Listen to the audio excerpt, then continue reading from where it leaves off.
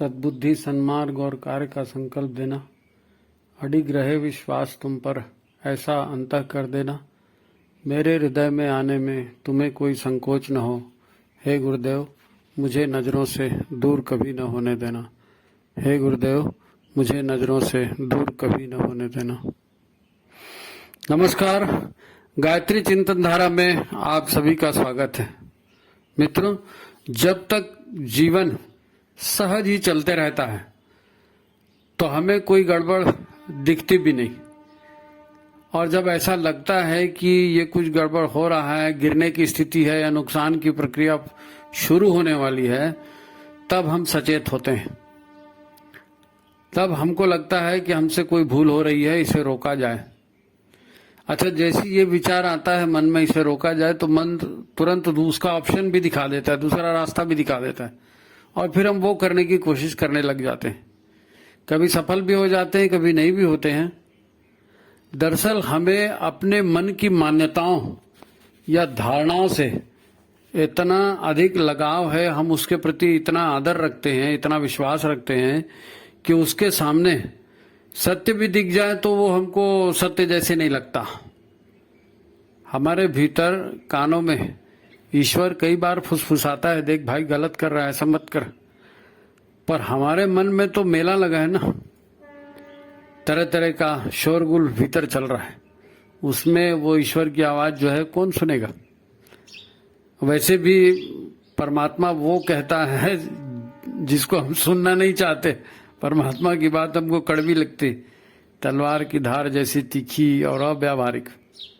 तो फिर बात उभर भी जाती है, कभी याद भी आती है, लेकिन वो आखिर में डस्टबिन में चली जाती है, उस पर काम नहीं होता। चेतन मन के स्तर की बात हो तो थोड़ा सा तर्क वितर्क करके हम समाधान कर भी लेते हैं, पर अचेतन मन की इच्छा को बदलने का तो विचार ही नहीं उठता हमारे मन में, हमारे भीतर। और यदि कोई बदलाव नहीं आया, मन ही नहीं बदला, तो फिर ऊपर का चोला कितना भी बदल जाए, क्या होने में फर्क पड़ने वाला है ना। लोग बड़ी बड़ी बातें करते हैं, अपनी आत्मा का बोध जगाओ, सतत जागृत रहो, स्वाध्याय किया करो, सत्संग किया करो।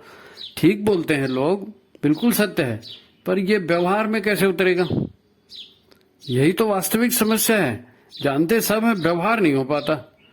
न पढ़ने में मन लगता है, न सत्संग में मन लगता है, और किए भी तो एक काम की तरह उसको निपटा देते हैं। बात भीतर जाए और व्यवहार बन जाए, ऐसा कहाँ होता है? तमाम ग्रंथ हैं, प्रवचन आदि चलते रहते हैं। अगर इतने में बदलाव होना था, अभी तक दुनिया बदल जाती। आप तो अपने मन को अपने ही विरुद्ध लड़वा रहे हो। अब जो जीतेगा वो मन ही तो जीतेगा। गुरुदेव कहा करते थे, बेटा जब गायत्री भीतर उतरती है तो चमत्कार हो जाता है। बगुला हंस हो जाता है और कौवा कोयल हो जाती है। बात तो ठीक है, लेकिन यहाँ दुनिया में सभी लोग ऐसा सद्ज्ञान बांटते फिरते हैं, टीवी में भी आते रहता है ना। सदियों से ये सब चल रहा है, लेकिन कुछ फर्क तो दिखता नहीं। तो अब हो कैसे? पहली बात तो यह है कि क्या वाकई किसी को आत्मनियंत्रण सीखना है, अपने आप को बदलना है, खुद में परिवर्तन लाने की इच्छा है भी या नहीं? क्योंकि ये काम दूसरा नहीं कर सकता। दूसरा लाख सर पटक ले तो भी ये काम खुद को करना पड़ेगा। मान लो आपको बाकायदा गुरु मिल गया और गुरु आपको सिखाने भी लगे, पर आपका मन बार बार भाग जाता है कहीं और, तब ये सब इतना आसान नहीं है। अपने आप को बदलना, अपने आप पर नियंत्रण रखना, पूरी जिंदगी का ट्रैक बदलना पड़ता है। इसके लिए पूरी जिंदगी दांव पे लगाने पड़ती है। जैसे किसी गाड़ी या मशीन का कैपिटल रिपेयर होता है तो उस पूरी मशीन को खोला जाता है, उसका एक एक पुर्जा खोला जाता है। जिसमें जंग लग गया है, वो पुर्जा नहीं खुल रहा है तो उसको काट के बाहर निकालते हैं, और फिर पुराने सारे घिसे पिटे पुर्जे सब बदल के पूरा नया लगा के तेल ग्रीस लगा के तब फिर नई मशीन फिट कर दी जाती। फिर वो नई मशीन हो गई, है ना। ये कहलाता है आत्मसमर्पण। अपने आप को पूरा खोल देना, अपनी मान्यता, अपने विचार, अपनी धारणाएं, अपना संस्कार सब छोड़ करके और गुरु के ज्ञान के प्रति पूरी तरह से समर्पित हो जाना, आत्मसमर्पण कर देना कि गुरु हम तुम्हारे सामने हैं, जो करना है कर डालो, आप जो बोलोगे हम पूरा कर देंगे, और फिर पूरा करना। दरअसल सत्य को जानना और सत्य के बारे में जानना ये बिल्कुल अलग अलग बातें हैं। जो लोग भी आपको अच्छा काम करने, सत्कर्म करने के लिए बातें करते हैं, ये जनरली सत्य को जानने वाले लोग हैं। इन्होंने ग्रंथ पढ़े हैं, किताबें पढ़ी हैं, साहित्य पढ़ा है और उसके ऊपर ये भाषण दे रहे हैं।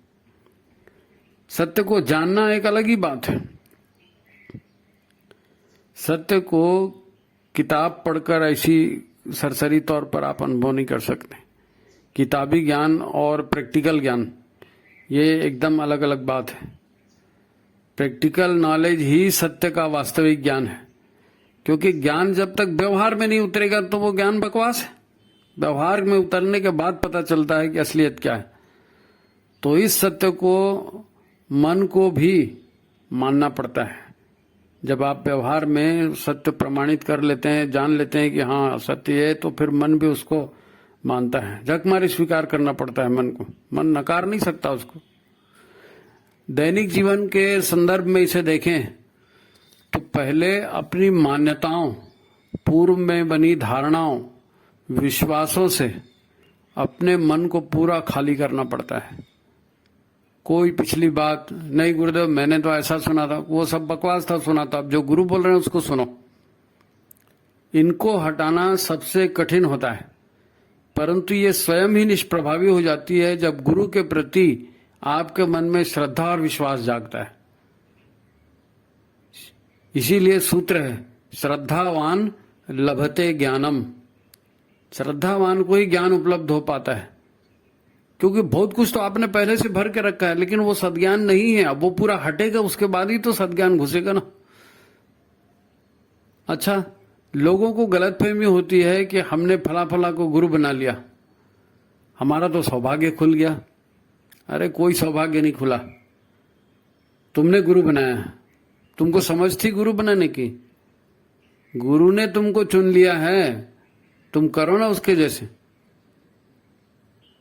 ये भी मन की गलतफहमी है। गुरु तो सबको ज्ञान देते हैं, पर रिसीव कौन कर पाता है? पहले दिमाग में जो कचरा भरा है भाई वो हटे, तब नई बात वहां बैठेगी। तो गुरु भी ज्ञान देने के पहले भीतर की बुराइयां हटवाते हैं, क्योंकि इसके बिना पात्रता का विकास नहीं हो सकता। आप रिसीव कैसे करेंगे? अच्छा, आप ज्ञानवर्धक साहित्य पढ़ रहे हो, अच्छी बात है, वो भी गुरु का ही साहित्य है। तो भी ये आपकी धारणाओं, मान्यताओं और विश्वास के रहते उसका लाभ आपको नहीं मिलने वाला।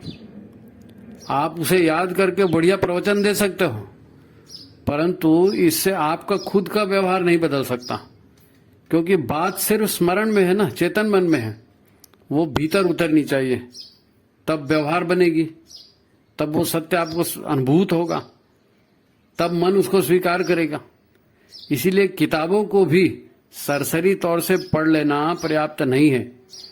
अचेतन मन उसको स्वीकार करेगा तब जब आप उस पर गहराई से मनन चिंतन करके और स्वयं अपनी मान्यता और धारणाओं को बदल नहीं लेते, है ना। उस साहित्य के माध्यम से आपकी मान्यताएं, धारणाएं तब बदलेंगी जब आप चिंतन मनन करेंगे।